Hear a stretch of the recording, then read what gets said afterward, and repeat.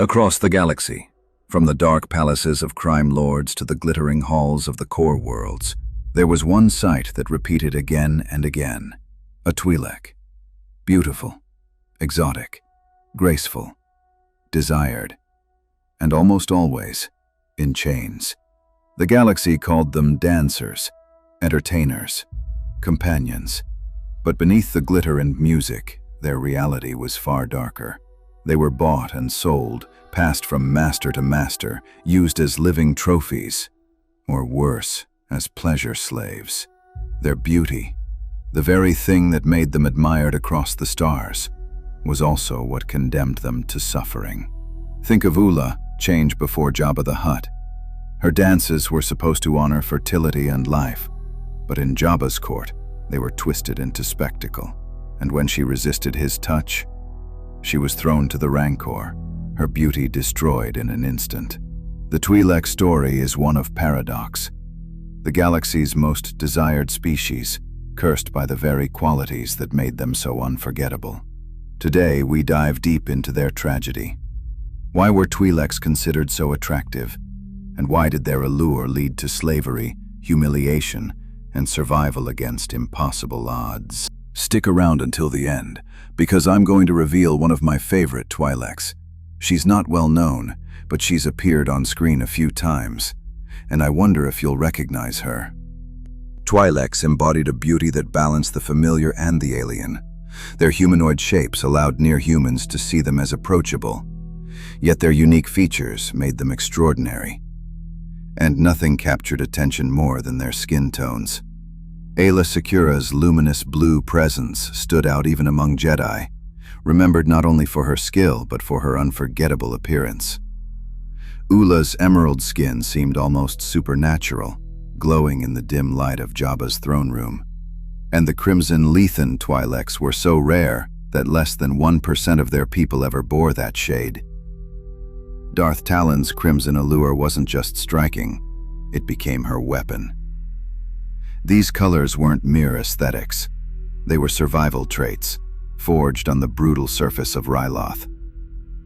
Yet, to outsiders, biology became fantasy. Twi'leks weren't admired for who they were. They were admired for how they looked, and that difference was devastating. Because in the galaxy, obsession always leads to chains. Every Twi'lek carried the most recognizable feature of their species, the lekku. To Twi'leks, these twin head-tails were sacred. Their shape, length, and decoration spoke of ancestry, family, and honor. They were adorned with jewels, metals, and heirlooms that told entire stories without a word. In Twi'lek culture, the lekku weren't just body parts, they were history. But the galaxy never respected this. The lekku were deeply sensitive, bound to the nervous system. They reacted to touch, emotion, even intention.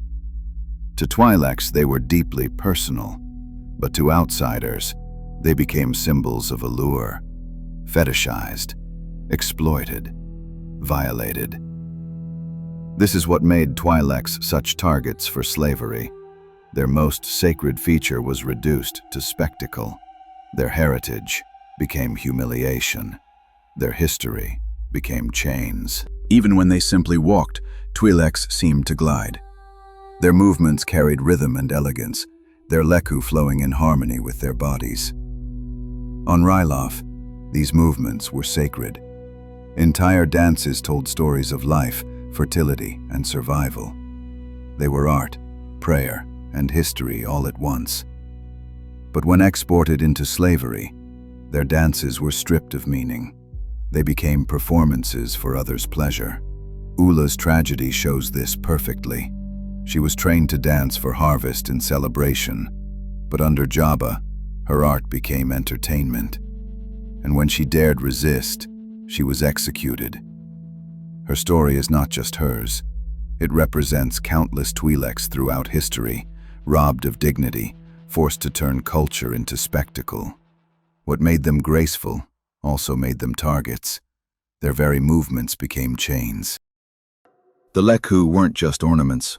They were a secret language. Through tiny twitches and subtle movements, Twi'leks communicated entire sentences.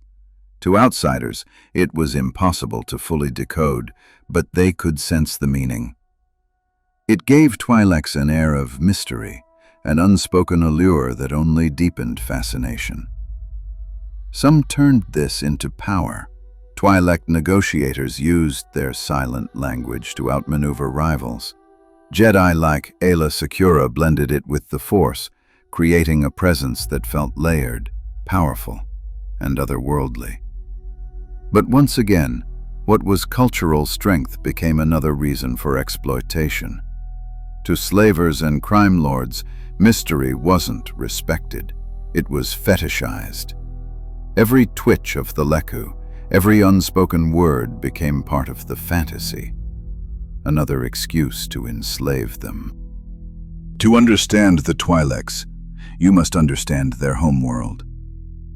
Ryloth is a planet of extremes. One side burned under eternal sunlight, the other frozen in endless night. Only a thin band between the two, the Twilight Zone, was livable. Here, survival meant unity. No one lived alone. Families, clans, and communities worked together, forging bonds of loyalty, compassion, and resilience. This survival culture shaped leaders like Oola, who united his people against the Empire, and Hera Syndulla, who carried her people's resilience into the rebellion. Their strength became a beacon of hope for the galaxy. And yet, once again, what made them strong became a weapon against them. Their loyalty was twisted into servitude. Their compassion turned into weakness. Their resilience exploited by those who sought to break them. Every quality that made Twi'leks admired, beauty, heritage, grace, mystery, and resilience, was turned against them, and no figure embodies this paradox more than Darth Talon. Her crimson skin made her unforgettable. Her tattoos marked her body as living art. Her grace became seduction. Her mystery became manipulation. She was the ultimate inversion of the Twi'lek tragedy. Instead of being enslaved by stereotypes, she weaponized them. She used the galaxy's assumptions about her people as dancers, as objects, as prizes, and turned them into weapons. Where Oola died for resisting, Talon survived by embracing the darkness. She became what her people were always feared to be, not just beautiful, but dangerously powerful. Through Talon, we see the cruelest irony of all. Twi'lek Allure was so powerful it could topple empires, yet so cursed it could enslave entire generations. And now, one of my personal favorite Twi'leks, Lekku, a purple-skinned Twi'lek living on Seleucami. Su's story is different from many of her people. While countless Twi'leks were enslaved or exploited, she chose a quieter life as a farmer. What makes her truly special is her family. She became the wife of Lekku, a clone trooper who deserted the Grand Army of the Republic.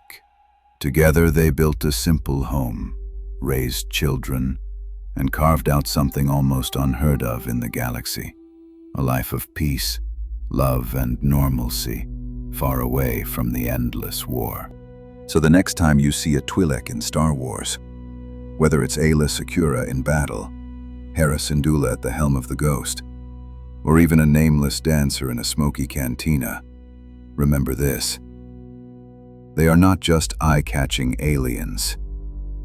They are survivors of a galaxy that could not look away from them and would not set them free. The Twi'leks were Star Wars' most desired species, but their beauty was also their curse.